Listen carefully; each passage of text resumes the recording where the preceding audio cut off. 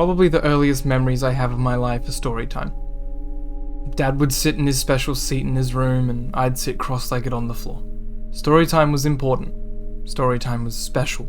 Story time couldn't be skipped. Every night, it was a ritual. An event. I liked it, mostly. He'd often read from picture books. He'd always shuffle in new ones. Stories about animals, leaves, gremlins, ghouls, talking clouds, all that good stuff. As a young kid, I didn't realize just how weird it was for him to have so many darn kids' books at his disposal. Anyways, there was one important rule that always came with his nightly storytelling. Whenever he shared a tale, I wasn't allowed to get distracted. In the earlier years, I felt like he was much more lax about this. If I yawned or dozed off, he was pretty forgiving. But if I interrupted him, saying I was hungry or bored or wanted to play video games, he'd shut me down quickly. He'd stare at me from his chair, an intense, angry glare. Then, with my full attention, he'd simply say, "What would the uninvited guests think about this?" Naturally, I didn't have a great answer to this question. At first, I assumed it was just an expression, akin to saying it's raining cats and dogs. Some phrase that sounded like nonsense, but one that I'd understand when I was older.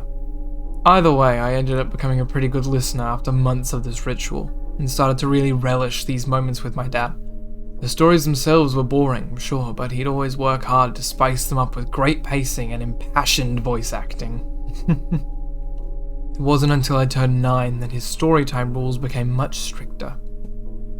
At this point, if I got itchy and looked down at my arm to scratch it, he'd snap his fingers, then glare. "What would the uninvited guests think about this?" If I noticed a snowfall happening outside, my eyes briefly darting to the window, be another snap of his fingers, another disapproving look, and another mention of uninvited visitors. I'd even learned to stare right at him, nodding intently at the appropriate story beats while my mind was off wandering about something else. Still, he'd somehow be able to catch it. Innocently, I brought this up to some of my close friends at school, who found the whole thing, including the fact that he still read stories to me, nightly even, a bit weird. My curiosity flamed, and I brought it up to him at dinner one day. "Dad, why is storytime so important?" He didn't look up to answer. Fork with mashed potatoes in one hand, that day's paper held out in front of him in the other. "It'll make you smarter. When you grow up, you'll be thankful about it." The answer didn't really quell my curiosity. I pressed on a bit more. "And you really need me to pay attention the whole time?" "Yes, without a doubt." Not a particularly detailed answer from the old man. If this paints a strange picture about my pops, I do want to make something very clear. He was a great dad. He was always there when I needed him, whether it's for help on my homework or as a shoulder to cry on for something my 9-year-old self thought was the end of the world. He was supportive with all of my hobbies, dorky as they were, and never seemed interested in forcing a particular worldview on me.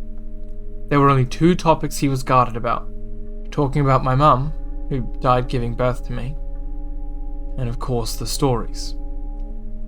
Once I hit 10, he ditched the picture books altogether. The next stories were all ones he came up with himself. They were interesting, to say the least. I can recall a few of them that left greater impressions on me, for reasons I'll get into soon. The first was a story about the werewolf who should have known better. This werewolf had sharp teeth, sharp claws, and a big heart, like all the werewolves that came before him. He'd heard all the tales about townsfolk crying foul about the wolves and blaming them for various ills, but he brushed them aside. This werewolf was an optimist. One fateful day, he climbed down the hill to finally greet the townsfolk, but they chased him out with pitchforks and rocks. He realized quickly, much as he wished it weren't the case, that things hadn't changed. His story would be the same as those of wolves from generations past. The second story was about a boy who would freeze up in terror whenever there was an earthquake. Rather than dropping under the table and covering his head as he was supposed to, he'd instead stop in place, unable to move an inch. Noticing this, his mother decided to calm him with a story. Earthquakes, big and small, she told him, were all caused by a friendly giant in the sky.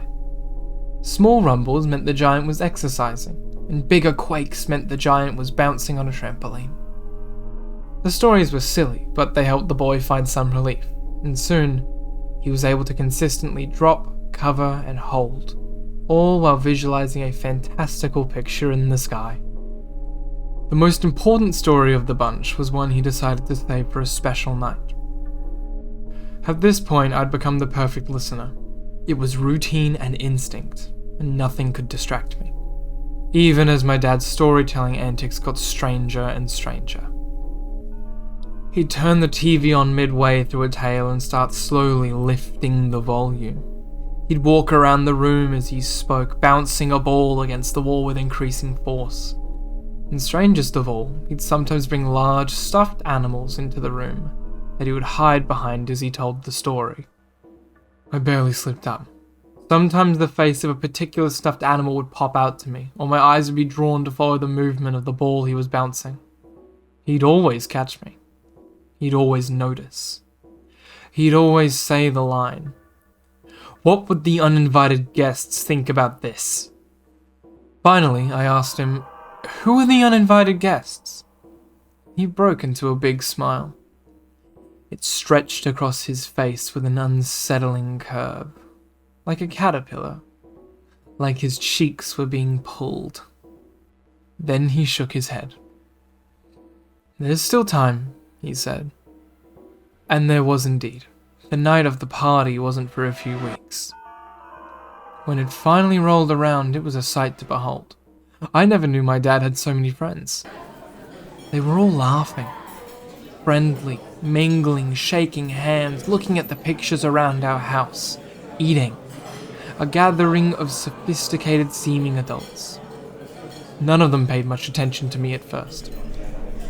I assumed this event wasn't a big deal. Dad had mentioned briefly that some folks might come over to our house in the near future. I still remember the look on his face when they arrived.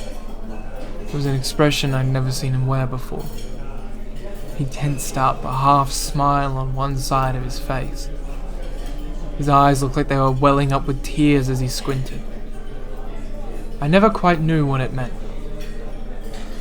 After dinner, the guests all started breaking off with some strange behavior. A few of them were staring up at the ceiling in our living room, spinning ever so slightly in place as they did. I saw a group of 5 or so just standing in the bathroom, not really doing anything. One of the guests, a gentleman in a fine suit, started climbing up the stairs on all 4s. When he got to the top, he'd walk back down to the bottom and then start again. A few others followed him. It didn't dawn on me that something was wrong until I saw one of the stranger's smiles dripping blood. I thought my brain was making things up, but then someone down the hall looked at me and waved with a similar tinged smile. Red droplets flicking down from her teeth. I saw it more and more upon the guests and cried for my dad. He found me, grabbed my hand, and pulled me into his room. It started. I heard him mutter to himself in a whisper. He shut the doors behind him and barricaded the entrance as I continued crying. "It's story time, all right?" he said. I was rattled beyond belief, but the words brought me a light comfort. He sat in his special chair, the one he always sat in. Then, he told me the story about Patrick Bear and the uninvited guests. I tried my best to listen intently. On one special day, Patrick found out that he was throwing a party. That was news to him. Felt a force pushing against the door. The guests rolled in one by one, more than he could have ever imagined. They were already inside. They spilled into the room, wandering. I averted eye contact with them. My dad shot me a knowing, mindful look. I was doing what he wanted. They had big hats and big ties and fancy shoes, but Patrick Bear didn't care. A clutter of strangers gathered behind my dad's seat. They peeked their heads out to look at me. The others started sitting around me in a circle. They left only a small gap for me to lock eyes with my father. Through my blurry peripheral vision, I could sense all of their eyes were fixed on me. Patrick just wanted his alone time, so fancy friends didn't mean much to him. The whispers of the strangers were the hardest part. Look here. Do you want to have a staring contest? Look away for just 1 sec. They all said in different variations. The guest stayed longer than he would have liked. The bloodied smile of a stranger crept up right in front of me. I kept my dad's gaze with a 2-inch gap to the stranger's left that had been afforded me. But eventually I saw my dad's neck slowly twist. His eyes had averted from me. They looked upwards now, towards a woman that was hovering in front of him. I heard cracks and snaps. The strange caterpillar smile returned to his face as his cheeks pulled in opposite directions. He briefly looked at me again, now with an apologetic gaze. "I'm sorry, my sweet one. I had to look at your mother."